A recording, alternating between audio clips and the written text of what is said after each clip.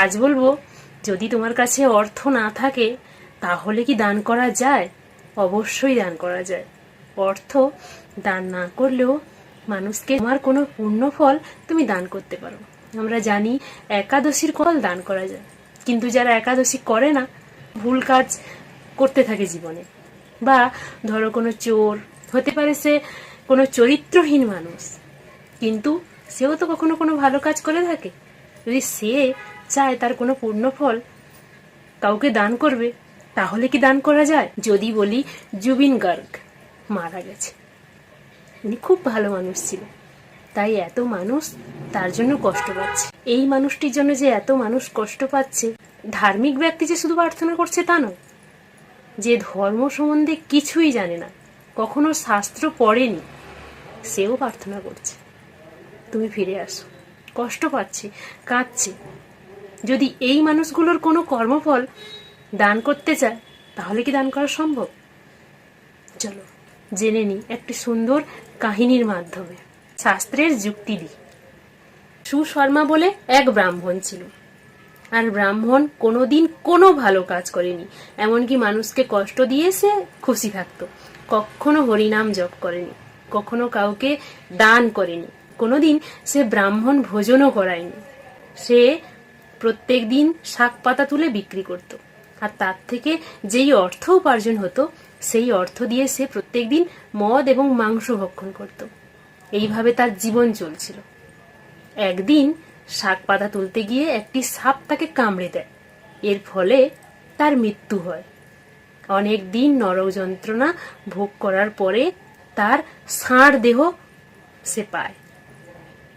এরপর সেই ষাঁড়টি একটি খোড়া লোকের কাছে জীবন কাটায়।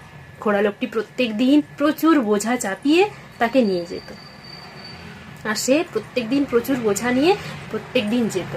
একদিন সে অনেক দুর্বল হয়ে পড়ে এবং তার যতটা ওজন নেওয়ার ক্ষমতা আছে তার থেকেও বেশি ওজন দিয়ে দিয়েছে।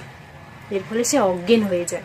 প্রচুর মানুষ দেখে সবাই আফসোস করে এবং সবাই প্রার্থনা করছিল। সেই সময় একটি বেশ্যাও ছিল, সেও প্রার্থনা করেছিল যে আমি যদি কোনোদিন কোনো পুণ্য কাজ করেছি তা আমি দিলাম। এরপর ষাঁড়টির মৃত্যু হয়।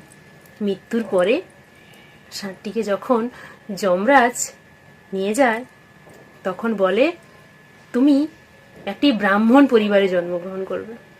বলছে কেন?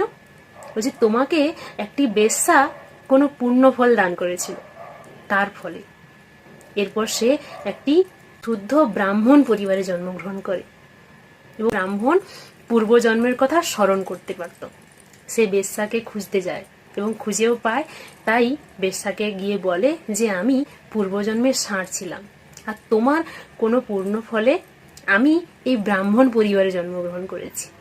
তুমি আগে বলো তুমি কি এমন পুণ্য করেছিলে? তখন বেশ্যা বলছে যে আমি তো কিছুই জানি না, আমি একটি তোতা পাখি প্রত্যেক দিন আমাকে কবিতা শোনাতো, আর সেই কবিতা শুনে আমার মন ভরে যেত, আর সেই কবিতা আমি মন দিয়ে শুনতাম এবং পাঠ করতাম। এই কথা শুনে তারপর ওই বেশ্যা এবং ব্রাহ্মণ দুজনে মিলেই তোতা পাখির কাছে গেল, আর তোতা পাখির কাছে গিয়ে বলছে তোতা পাখি কি এমন পাঠ করত। আর তোতা পাখি ছিল পূর্বজন্মে একটি ব্রাহ্মণ, সে তার পূর্বজন্মের কথা স্মরণ করতে পারত, সিদ্ধ ব্রাহ্মণ ছিল। সে অহংকার বশত, তার জ্ঞান থাকার ফলে প্রচুর অহংকার ছিল, এর ফলে সে পরবর্তী জীবনে তোতা পাখি হিসেবে এসছে। কিন্তু তার পূর্বজন্মের কথা স্মরণ করার কারণে তার গীতার প্রত্যেকটি শ্লোক তার মুখস্থ ছিল। তাই সেই তোতা পাখিটি গীতার প্রথম অধ্যায় প্রত্যেক দিন পাঠ করত। প্রথম অধ্যায় পাঠ বেশ্যাটি শুনতে পেয়েছিল। এর ফলে সে মুক্তি পেয়ে ব্রাহ্মণ পরিবারে জন্মগ্রহণ করেছিল।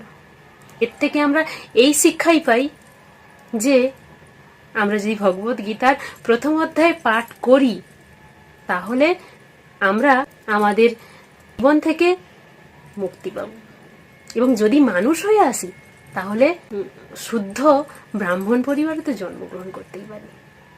কিন্তু আমাদের উদ্দেশ্য থাকবে ভগবত ধামে ফিরে যাওয়া।